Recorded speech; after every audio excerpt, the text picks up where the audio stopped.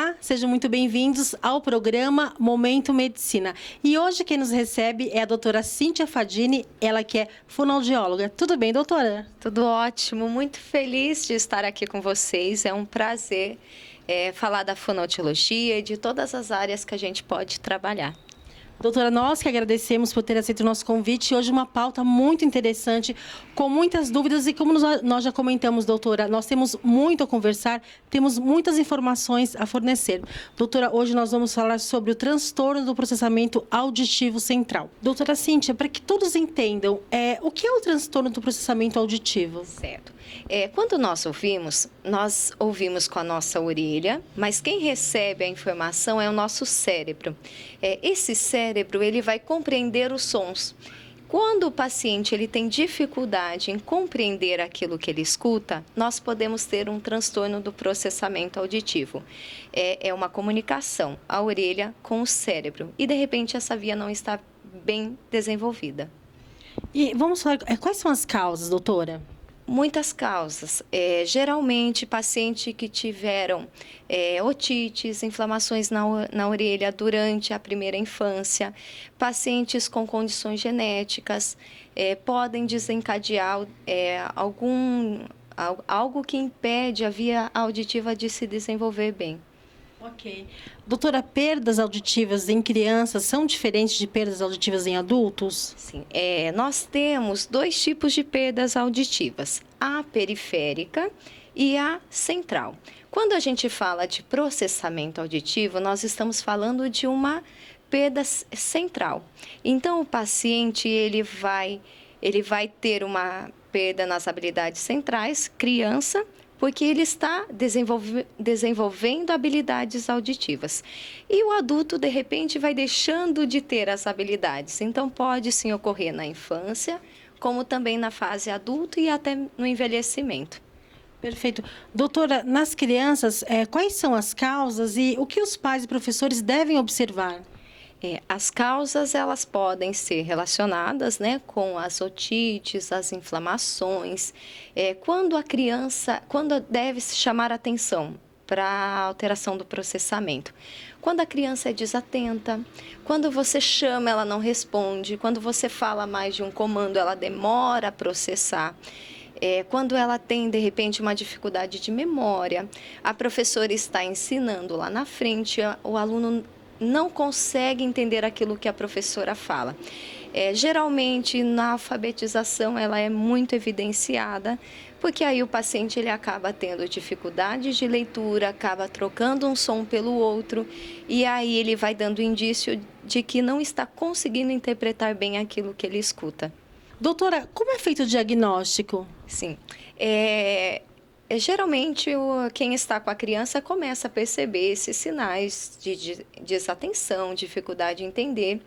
É realizado um exame que é chamado exame do processamento auditivo.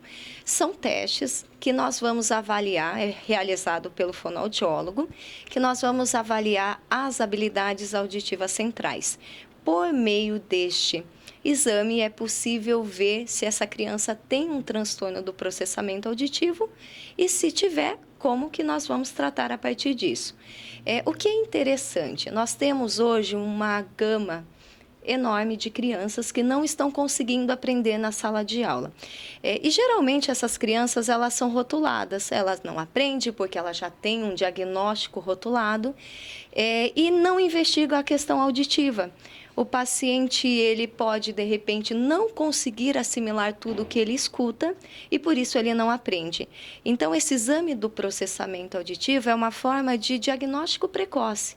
Como eu vou trabalhar com uma criança que não está nem conseguindo assimilar? Eu preciso oferecer oportunidades. E o exame faz isso. Ele me diz quais são as habilidades funcionais e como eu posso tratar e, de repente, melhorar a aprendizagem dessa criança. Perfeito. Doutora, o processamento auditivo, ele pode ser reabilitado? Sim, sim. É por isso que a gente realiza esse exame, para saber quais são as habilidades. Dentre essas habilidades, a gente tem a dificuldade em discriminar um som, de perceber o tempo em que esse som chega na orelha, de conseguir prestar atenção na presença de ruído. Então, por meio desse exame, já é possível ver essas habilidades e formar um protocolo de treinamento, treinar essas habilidades auditivas para que a criança consiga ter qualidade naquilo que ela escuta. E aí, com certeza, ela vai ter um bom desenvolvimento na sala de aula. Doutora, agora vamos comentar sobre a tecnologia a favor da audição. Ai, até ficou emocionada. O que é importante a gente saber? Que nós temos tipos de perdas auditivas. Então, eu tenho a perda auditiva periférica e que aí, de repente, eu preciso usar um aparelho auditivo para corrigir essa audição. Mas a criança com transtorno do processamento auditivo, ela escuta. O que ela precisa é treinar essas habilidades.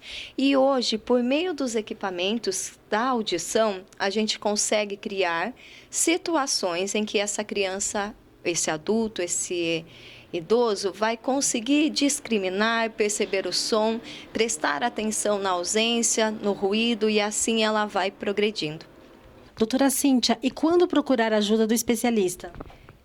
A primeira coisa a se pensar é ficar atento. Atento à sua criança, atento ao idoso, atento ao adulto, de que de repente ele está tendo dificuldades em prestar atenção, dificuldades de memória. A criança, em especial na sala de aula, começa a ter muitas dificuldades na leitura, na escrita, trocam um som pelo outro, já não querem mais ir à escola, relatam que tem muito barulho, que não conseguem se concentrar na presença do barulho. E aí, a partir disso, é interessante solicitar o exame do processamento auditivo, porque é uma forma de oferecer para essa criança oportunidade dela ouvir, entender e memorizar aquilo que ela escuta. Perfeito. Doutora Cíntia, muito obrigada pela sua participação tão valiosa aqui no programa Momento Medicina. Muito obrigada. Eu fico à disposição. Eu tenho um canal, eu tenho Facebook, eu tenho Instagram. Se vocês tiverem qualquer dúvida, entre em contato. Vai ser um prazer falar com vocês. Obrigada e até o nosso próximo encontro. Eu vou ficando por aqui até o nosso próximo encontro. Programa Momento Medicina. Aqui você encontra informação com responsabilidade.